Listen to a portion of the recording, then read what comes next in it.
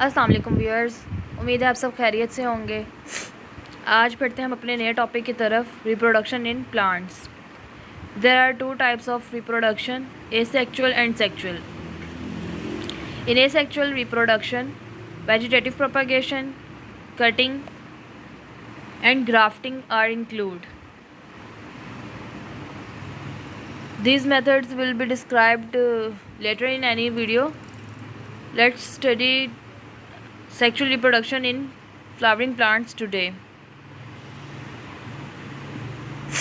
Structure of flower सबसे पहले पढ़ लेते हैं। फ्लावर के टोटल 4 पार्ट्स होते हैं जिनको हम 2 कैटेगरीज में फॉल करवाते हैं, नॉन रिप्रोडक्टिव और रिप्रोडक्टिव। जो नॉन रिप्रोडक्टिव हैं वो आउटर वॉल्स बनाते हैं और जो रिप्रोडक्टिव हैं वो इनर वॉल्स बनाते हैं। जो ये हम डायग्राम के साथ डिस्क्राइब करूँगी मैं आपको। नॉन रिप्रोडक्टिव वो पार्ट्स होंगे जो रिप्रोडक्शन में हिस्सा नहीं लेंगे, और जो रिप्रोडक्शन में पार्ट्स हिस्सा लेंगे वो रिप्रोडक्टिव पार्ट्स होंगे फ्लावर के।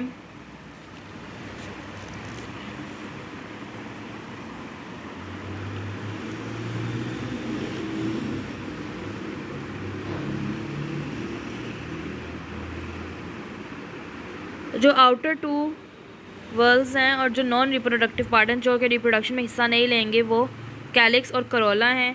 इनके इंडिविजुअल यूनिट्स को सेपल और पेटल रिस्पेक्टिवली बोलते हैं।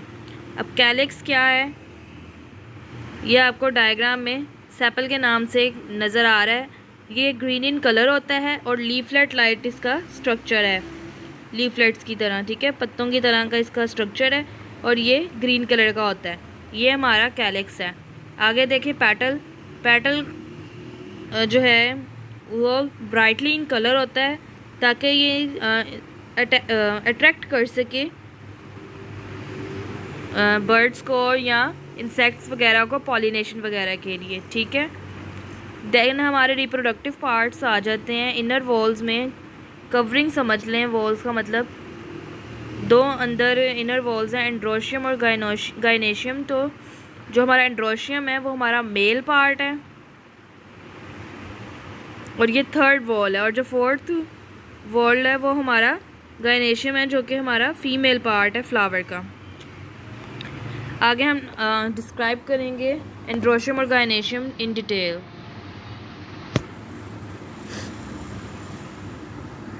एंड्रोशियम में जो हमारा 3rd वॉल है ये मेल रिप्रोडक्टिव पार्ट है फ्लावर का। इसके यूनिट को बोलते हैं स्टेमेंस, ठीक है। अब एक स्टेमन जो है उसमें एक थ्रेड लाइक स्ट्रक्चर होता है जिसको बोलते हैं फिलामेंट, जो कि यहाँ ये येलो शेड में इंडिकेट कर रहा है। ये एक एंड से तो फ्री होता है और दूसरे एंड पर इस पर एंथर का स्ट्रक्चर लगा होता है। एंथर में क्या होते हैं, पोलन सैक्स होते हैं, ठीक है, जिसमें हमारे पोलन ग्रेन्स प्रोड्यूस होते हैं मियोसिस के ज़रिए। अब जनरली स्ट्रक्चर वाइज बता देती हूँ। ये स्टेमन जो है, एंथर और फिलामेंट, इसके अंदर सिर्फ 2 स्ट्रक्चर हैं जो मिलकर स्टेमन बनाते हैं, जो कि एक male part of flowering plant है।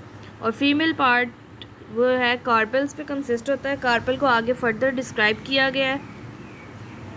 सबसे ऊपर जो टिप वाला पार्ट है जिधर यहाँ पर पॉलन ट्यूब वगैरह बनेगी, ये है स्टिग्मा, और ये स्टाइल है। ट्यूब की जो शेप आ रही है, ट्यूबुलर शेप, ये स्टाइल है। ओवरी और ओव्यूल इसमें है, ठीक है। ओवरी की वॉल आ गई और अंदर जो ओव्यूल है वो अंदर का जो स्ट्रक्चर है जहाँ एग वगैरह होगा वो ओव्यूल है, ठीक है।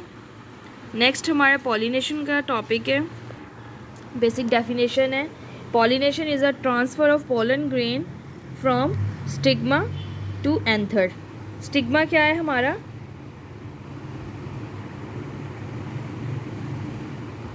Sorry, anther to stigma. Anther यानी कि मेल पार्ट जो है वो फीमेल पार्ट के पास आता है, तो ये हमारा जो है पॉलिनेशन होती है। इसकी 2 टाइप्स हैं, self pollination and cross pollination. Self pollination का मतलब ये है कि transfer of pollen grain from anther to the stigma of same flower और another flower born at the same place, ठीक है। जनरली आप ये याद रखें कि अगर एक ही फ्लावर के एंथर से स्टिग्मा तक पॉलन ग्रेन जाते हैं और पॉलिनेशन होती है, तो उसको बोलते हैं सेल्फ पॉलिनेशन। अगर एक फ्लावर के एंथर से पॉलन ग्रेन्स किसी दूसरे फ्लावर के स्टिग्मा में जाते हैं तो ये क्रॉस पॉलिनेशन है, क्योंकि इसमें दो फ्लावर्स इन्वॉल्व हो जाते हैं, ठीक है। और may be at a same place of same species में हो फ्लावर की, या किसी और स्पीशी में जाके भी पॉलन ग्रेन्स यहाँ पे क्रॉस पॉलिनेशन हो सकती है। अब कुछ डिफरेंसेस हैं इनके, वो पढ़ लेते हैं। It does not require any external agency. देखिए सेल्फ पॉलिनेशन में एक ही फ्लावर के अंदर ये तमाम पॉलिनेशन हो रही है, लेकिन क्रॉस पॉलिनेशन में एक फ्लावर के पॉलन ग्रेन को दूसरे फ्लावर तक जाने के लिए एजेंट्स की ज़रूरत है। पॉलिनेशन एजेंट्स में हमारे विंड, बर्ड, वाटर और इंसेक्ट्स शामिल होते हैं, ठीक है।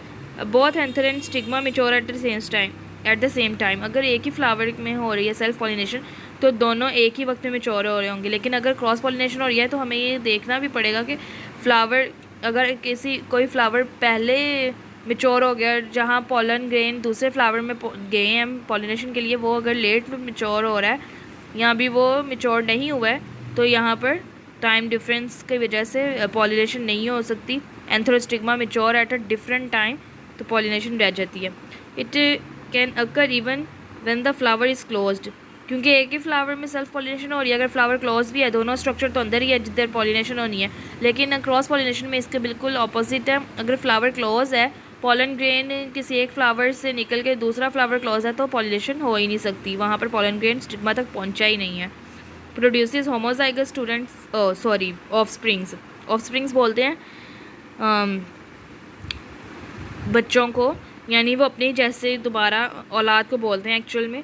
तो अगर सेल्फ पॉलिनेशन में एक ही फ्लावर से रिप्रोडक्शन हो रही है ना, एक ही फ्लावर इन्वॉल्व है, यहाँ वैरायटी नहीं आ रही है, तो होमोजाइगस बच्चे बनेंगे, यानी होमोजाइगस ही फ्लावर्स आके प्रोड्यूस होंगे। लेकिन हेट्रोजाइगस में यहाँ 2 टाइप्स के फ्लावर्स आ जाते हैं, ठीक है। तो यहाँ पर हेट्रोजाइगस ऑफस्प्रिंग्स प्रोड्यूस होंगे। Do not introduce any variation. Homozygous से एक जैसे हैं, होमो का मतलब है, होमो मीन्स सेम, तो यहाँ पर सेम ऑफस्प्रिंग हो रहे हैं, तो यहाँ पर कोई भी वेरिएशन नहीं हो रही है, यानी जीन्स में कोई भी तब्दीली नहीं आ रही है। और क्रॉस पॉलिनेशन में तब्दीली आएगी तो हेट्रोजाइगस होंगे पॉलिनेशन। यहाँ पर अब समझ लेते हैं। सेल्फ पॉलिनेशन में एक ही फ्लावर के एंथर से उस फ्लावर के स्टिग्मा तक जा रहा है। एंथर का स्ट्रक्चर देख लें, फ्लावर के दोनों तरफ है, कहीं से भी उसी फ्लावर के स्टिग्मा में चला जाएगा तो पॉलिनेशन हो जाएगी। क्रॉस पॉलिनेशन में यहाँ 2 फ्लावर इन्वॉल्व हैं, इस फ्लावर के एंथर से उस फ्लावर के स्टिग्मा तक, या सेकंड फ्लावर के एंथर से फर्स्ट फ्लावर के स्टिग्मा तक अगर पॉलन ग्रेन जाते हैं तो वो क्रॉस पॉलिनेशन है। देन हम पॉलन ग्रेन्स के बारे में पढ़ लेते हैं। पॉलन ग्रेन होते क्या हैं, कब से हम पॉलन ग्रेन बोल रहे हैं, तो ये एक्चुअल में है क्या चीज़। Pollen grain is a single microscopic granular cell containing 2 male gametes. Pollen grain में एक्चुअल मेल गैमेट्स होते हैं, और जो हमने ओवरी पढ़ी थी पीछे, यहाँ पर हमारा फीमेल ओवरी वॉल में फीमेल एग पड़ा होता है, जहाँ पर जाकर जायगोट बनेगा। पॉलन ग्रेन जाते हैं स्टिग्मा के थ्रू पॉलन ट्यूब बनाकर अंदर, और देन वहाँ पर फर्टिलाइजेशन होती है एग के साथ। ये हम आगे पढ़ेंगे स्लाइड्स में। पॉलन ग्रेन जो है वो एक सिंगल माइक्रोस्कोपिक, यानी कि बहुत छोटा, कि जो माइक्रोस्कोप से नज़र आए, ग्रैनुलर दानेदार सेल है जिसके अंदर 2 मेल गैमेट्स हैं।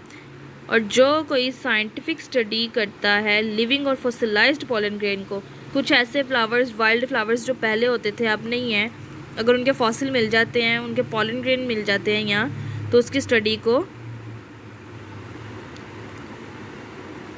पैलिनोलॉजी बोलते हैं, ठीक है। लॉगी जो होगी वो स्टडी को बोलते हैं, स्टडी ऑफ पैलिनो पॉलन ग्रेन्स, ठीक है, ये इम्पॉर्टेंट है। और नेक्स्ट हमारा जो है पॉलन ग्रेन का स्ट्रक्चर भी है। ये पॉलन सैक्स हैं जिसमें से पॉलन ग्रेन निकल रहे हैं। इसके अंदर जो है रेड वाले ये हमारे पॉलन्स हैं। देन येलो मेम्ब्रेन जो है वो पॉलन मदर सेल है, डिप्लॉयड, 2n का मतलब है डिप्लॉयड। देन हमारी टेप्टम और फाइब्रस लेयर है, ये लेयर्स बनाई हुई हैं प्रोटेक्शन के लिए। देन हम देख लेते हैं स्ट्रक्चर ऑफ पॉलन ग्रेन। देखने में ऐसा है, लेकिन अंदर उसके क्या है, जनरेटिव सेल हैं, यानी यहाँ पर जो है स्पर्म सेल्स बनेंगे, सॉरी 2 मेल गैमेट्स बनेंगे यहाँ पर। और जर्म पोर है, वैक्यूल्स हैं, सेल का स्ट्रक्चर है, वेजिटेटिव सेल वगैरह है, ये स्ट्रक्चर हैं पोलन ग्रेन्स के। आगे पोलन सैक के बारे में बताती है। एक वक्त में एक एंथर 4 पोलन सैक रखता है, जिसमें से many pollen grains are evolved.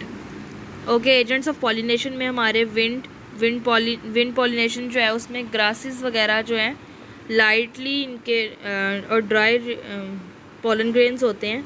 Wind pollination grasses में ज़्यादातर होती है। इनके पोलन ग्रेन्स जो हैं वो ग्रास के लाइट और ड्राई होते हैं, रिलीज इन लार्ज क्वांटिटी। तो वो विंड के ज़रिए हवा से, हल्की सी हवा से भी उड़ के कहीं से कहीं पहुंच जाएंगे और वहाँ पे पॉलिनेशन करवा देंगे। वाटर का भी ऐसे यही इशू है, हवा के ज़रिए अगर पानी उन्हें कहीं और ले जाएगा पोलन ग्रेन्स को, और वहाँ पर जो है पॉलिनेशन हो सकती है। बर्ड्स, कुछ बर्ड्स जो हैं और इंसेक्ट्स कंबाइनली इनको देख लेते हैं, अट्रैक्ट हो जाते हैं फ्लावर के ब्राइट कलर से, और बर्ड्स जो हैं और नेक्टर वगैरह से भी अट्रैक्ट होते हैं। तो इन दोनों का क्या है कि अगर बर्ड वहाँ पर, कुछ बर्ड्स जो हैं वो सिर्फ फ्लावर के नेक्टर पर ज़िंदा रहते हैं, और इंसेक्ट्स भी उनकी बॉडी के साथ बहुत सारे पोलन ग्रेन अटैच हो जाते हैं जब वो वहाँ पर बैठकर नेक्टर जो हैं सक कर रहे होते हैं, चूस रहे होते हैं। तो पोलन ग्रेन उनकी बॉडी के साथ अटैच हो जाते हैं। जैसे ही वो फ्लाई करके किसी और फ्लावर पर जाएंगे अपने फूड की डिमांड के लिए, तो वहाँ पर अगर पोलन ग्रेन उनकी बॉडी से उतर के गिर जाता है या फ्लाई करते करते किसी दूसरे फ्लावर पे गिर जाता है, तो वहाँ पर पॉलिनेशन, क्रॉस पॉलिनेशन हो जाती है।